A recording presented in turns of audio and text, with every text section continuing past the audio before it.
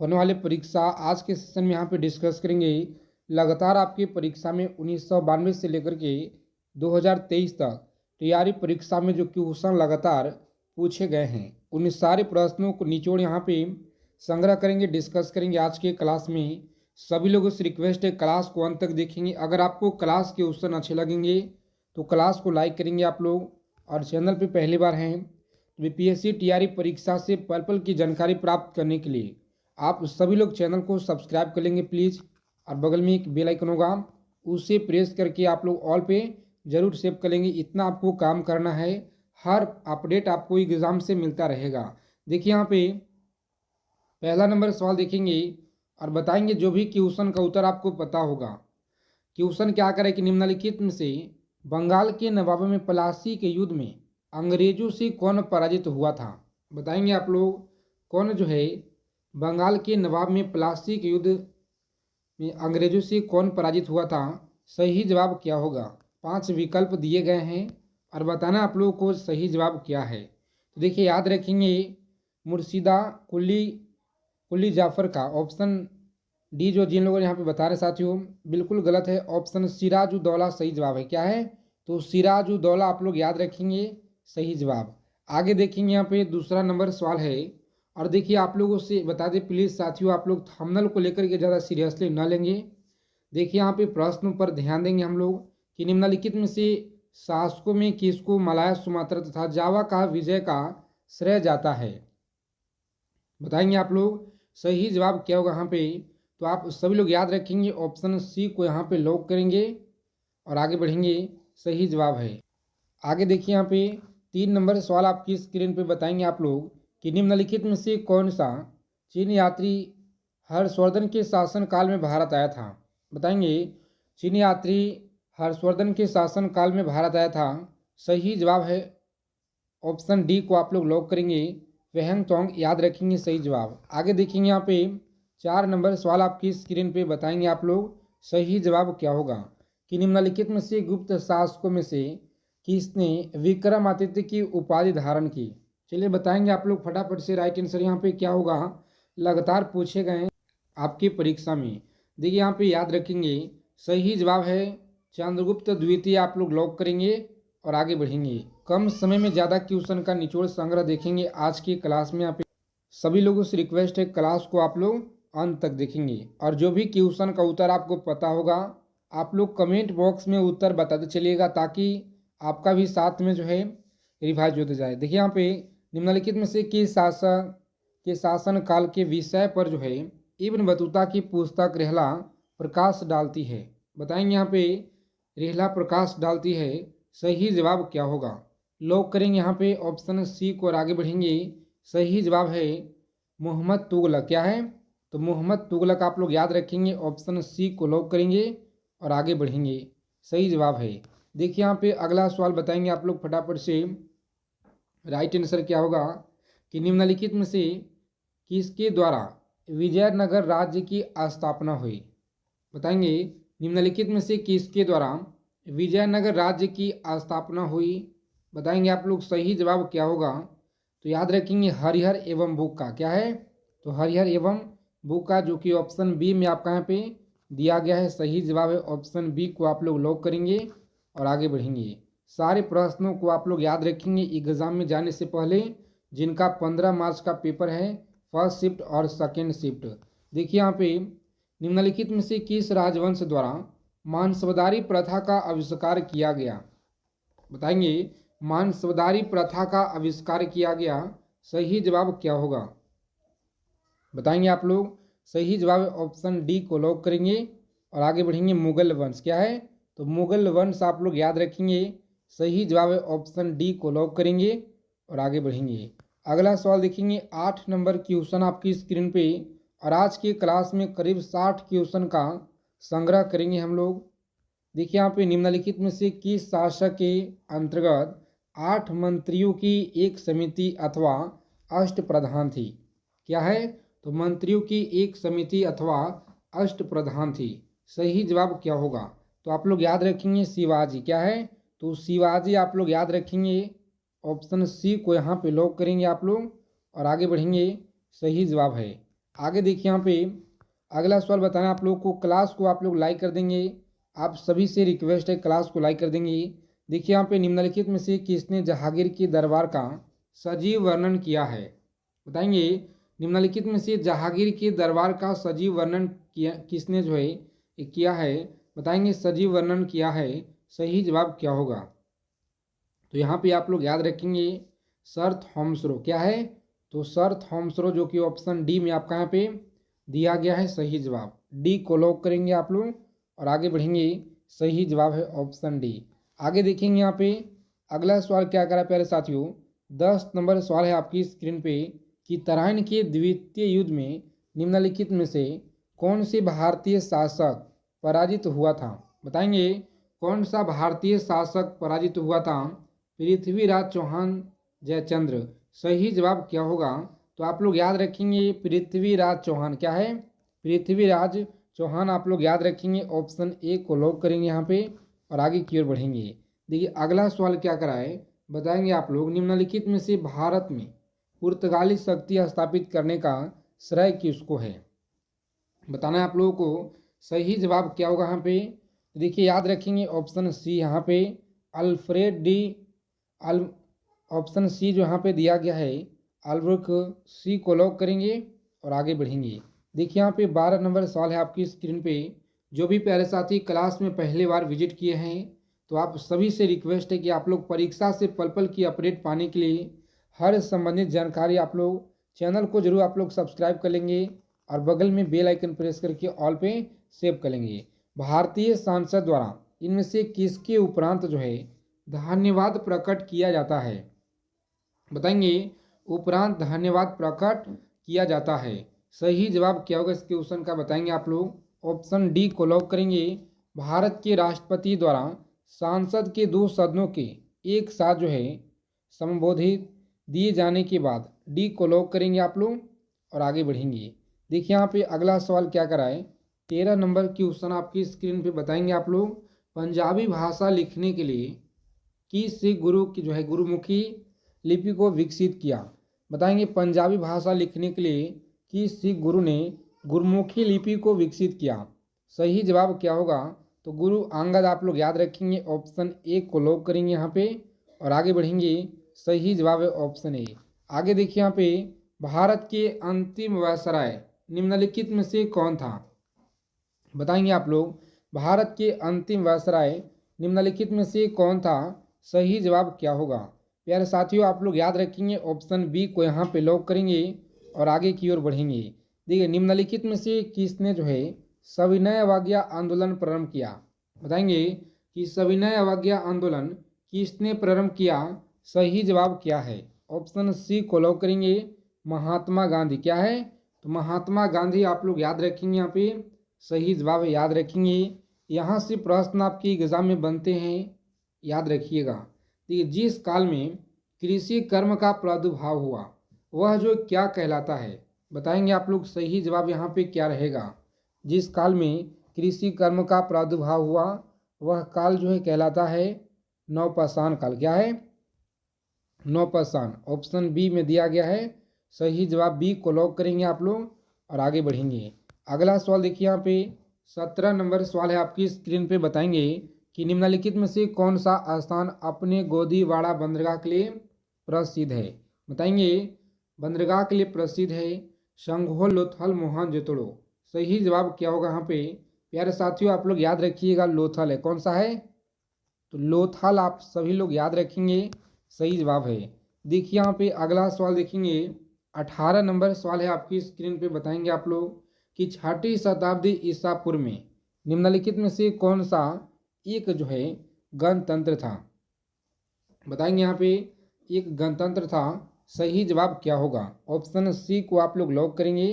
क्या है? तो मतलब आप लोग याद रखेंगे, सही जवाब है। आगे देखेंगे कि बराबर की जो गुहाओं को अशोक ने किस संप्रदाय को दान में दिया था? बताएंगे आप लोग। सही जवाब क्या होगा? बौद्ध है, जैन है, आजीवक है।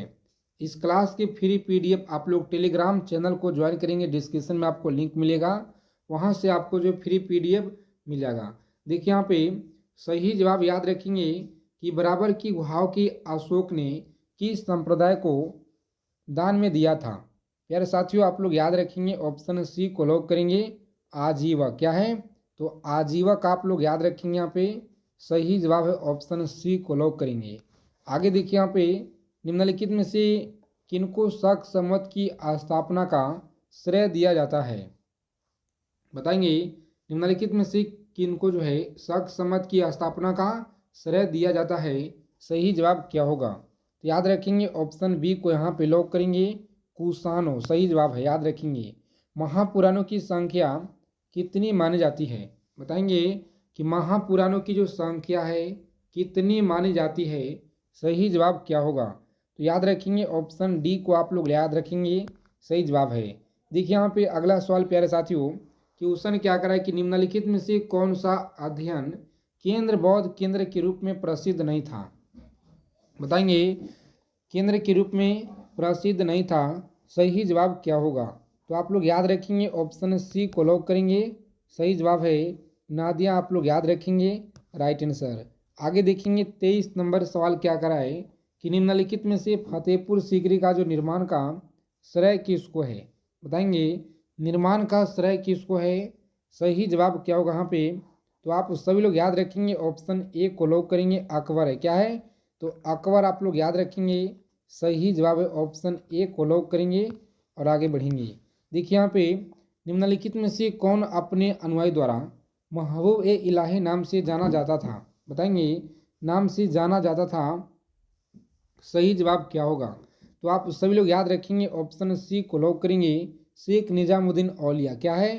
तो शेख निजामुद्दीन औलिया आप लोग याद रखेंगे, यहाँ पे सही जवाब है। देखेंगे अगला सवाल यहाँ पे, क्लास को अंत तक देखेंगे, सारे प्रश्न आज की क्लास में इंपॉर्टेंट क्वेश्चन को कवर करेंगे हम लोग। यहाँ पे निम्नलिखित में से किसको कुतुब मीनार संपूर्ण करने को श्रेय मिला है? बताएंगे आप लोग, सही जवाब क्या होगा यहाँ पे? कुतुब मीनार जो है संपूर्ण करने का श्रेय मिला है, सही जवाब है ऑप्शन बी को लॉक करेंगे, इल्तुतमिश। क्या है? तो इल्तुतमिश, ऑप्शन बी को आप लोग याद रखेंगे, यहाँ पे सही जवाब है। ये गीत गोविंद के रचयिता कौन थे? बताएंगे गीत गोविंद के रचयिता आपको बताना है, सही जवाब क्या होगा? प्यारे साथियों ऑप्शन डी को यहाँ पे जिन लोगों ने बता रहे हैं गलत है, याद रखेंगे जयदेव। क्या है? तो जयदेव आप लोग याद रखेंगे, सही जवाब है। पे अगला सवाल आपकी स्क्रीन पे बताएंगे कि निम्नलिखित में से किसने भूदान आंदोलन प्रारंभ किया था? बताएंगे भूदान जो आंदोलन है किसने प्रारंभ किया? सही जवाब क्या होगा? तो आप लोग याद रखेंगे आचार्य विनोबा भावे के द्वारा। क्या है?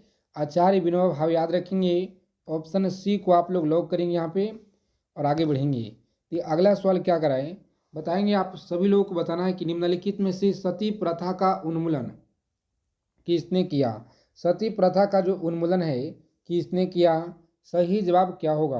प्यारे साथियों आप लोग याद रखेंगे, यहाँ पे सही जवाब है, लॉक करेंगे ऑप्शन ए को और आगे बढ़ेंगे। सही जवाब है ऑप्शन ए, यहाँ पे दिया गया है, याद रखेंगे ऑप्शन ए। आगे देखिए यहाँ पे 30 नंबर सवाल आपकी स्क्रीन पे बताना है आप लोगों को कि आनंद मठ के लेखक कौन था? चलिए बताएंगे आनंद मठ के लेखक कौन था? सही जवाब याद रखेंगे, सी को लॉक करें। क्या है? तो बंकिम चंद्र चट्टोपाध्याय, यहाँ पे सही जवाब है ऑप्शन सी को लॉक करेंगे और आगे बढ़ेंगे। देखिए यहाँ पे 31 नंबर सवाल आपकी स्क्रीन पे बताएंगे आप लोग, सही जवाब क्या होगा कि निम्नलिखित में से किसने भारतीयों के लिए पाश्चात्य संस्कृति को लागू करने की वकालत की थी? सही जवाब क्या होगा? बताएंगे आप लोग फटाफट से, राइट आंसर। पाश्चात्य जो है संस्कृति को लागू करने की वकालत की थी, सही जवाब है ऑप्शन ए को लॉक करेंगे यहाँ पे और आगे बढ़ेंगे। सही जवाब है। देखिए अगला सवाल क्या करा है, बताएंगे आप लोग फटाफट से। निम्नलिखित में से किस देश के साथ हड़प्पनों का व्यापारिक संबंध है? क्या है? तो व्यापारिक जो है संबंध है, यानी कि संबंध था, सही जवाब क्या होगा? तो प्यारे साथियों आप लोग याद रखेंगे, यहाँ पे बहुत ही महत्वपूर्ण सवाल है जो आपकी परीक्षा में टीआरई की परीक्षा में पूछे गए हैं। देखिए यहाँ पे सही जवाब है ऑप्शन सी को लॉक करेंगे, आगे बढ़ेंगे। निम्न में से कौन वैदिक देवता नहीं थे? बताएंगे कि निम्न में से कौन वैदिक देवता नहीं थे? सही जवाब क्या होगा? तो ऑप्शन सी को आप लोग लॉक करेंगे, आगे बढ़ेंगे। निम्नलिखित में से कौन सा कथन जो है बुद्ध की ईश्वर की अवधारणा को विशेष में सत्य है। क्या है? तो विषय में सत्य है। चलिए बताएंगे आप लोग फटाफट से यहाँ पे सही जवाब क्या होगा इसके क्वेश्चन का। तो याद रखेंगे, बहुत ही महत्वपूर्ण सवाल है। ईश्वर की अस्तित्व नहीं है। क्या है? ईश्वर की अस्तित्व नहीं है। आगे देखिए यहाँ पे अगला सवाल क्या करा है। 35 नंबर क्वेश्चन है कि निम्नलिखित में से कौन सा गुप्त काल का मंदिर है। बताएंगे कि निम्नलिखित में से कौन सा गुप्त काल का मंदिर है।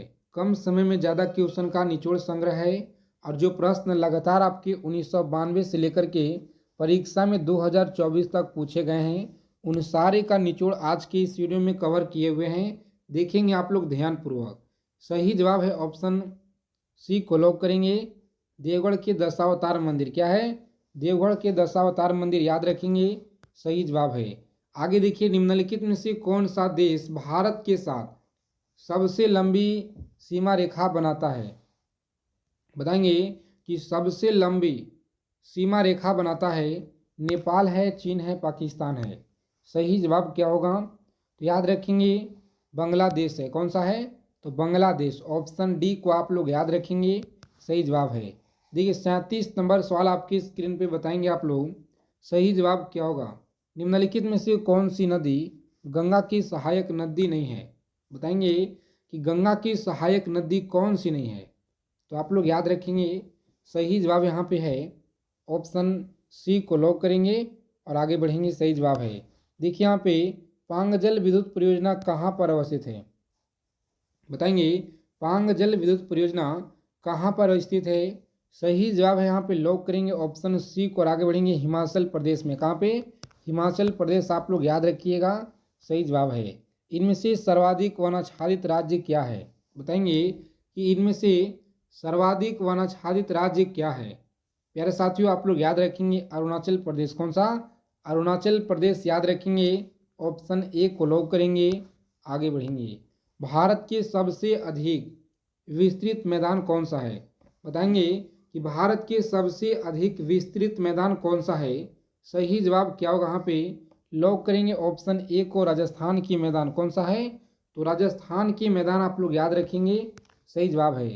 41 नंबर सवाल आपकी स्क्रीन पे बताएंगे, सही जवाब क्या होगा कि भारत में जूट का सबसे अधिक उत्पादन का प्रदेश कौन सा है। क्या है? तो जूट का सबसे अधिक उत्पादन प्रदेश कौन सा है, याद रखेंगे आप लोग। सही जवाब यहाँ पे क्या होगा, जूट उत्पादन में सबसे ज़्यादा है पश्चिम बंगाल। कौन सा है? सॉरी यहाँ पे याद रखेंगे आप लोग, पश्चिम बंगाल सही है। ऑप्शन डी को लॉक करेंगे, बिल्कुल राइट है, डी को ही लॉक करेंगे। आगे देखिए यहाँ पे 42 नंबर सवाल आपकी स्क्रीन पे बताएंगे, सही जवाब क्या होगा कि भारत में सबसे अधिक विस्तृत क्षेत्र वाला अपवाह तंत्र कौन सा है। बताएंगे कि भारत में सबसे अधिक विस्तृत क्षेत्र वाला अपवाह तंत्र कौन सा है। सही जवाब क्या होगा प्यारे साथियों, ऑप्शन सी को लॉक करेंगे, गंगा नदी तंत्र। कौन सा है?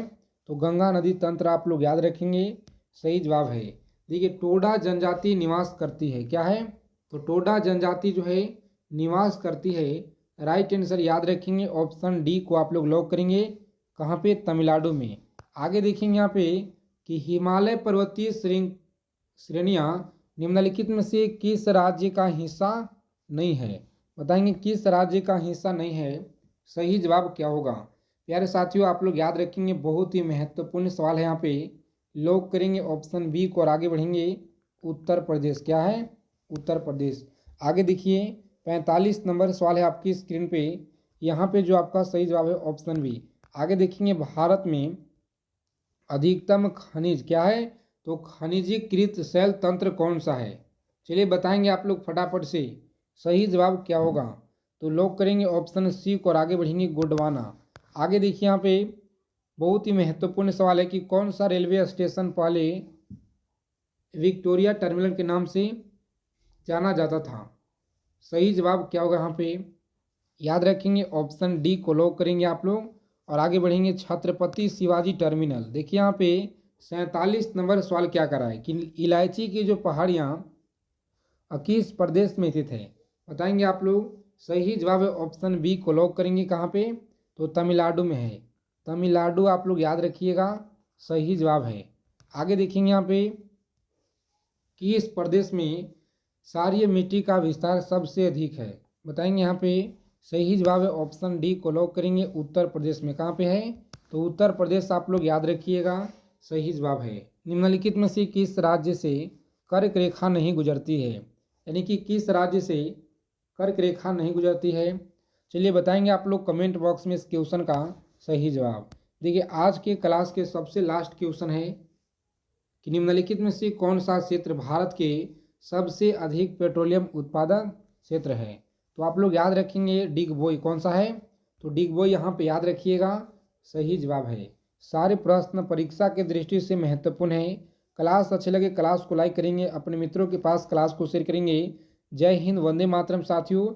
मिलते हैं अगले क्लास में अच्छे टॉपिक के साथ।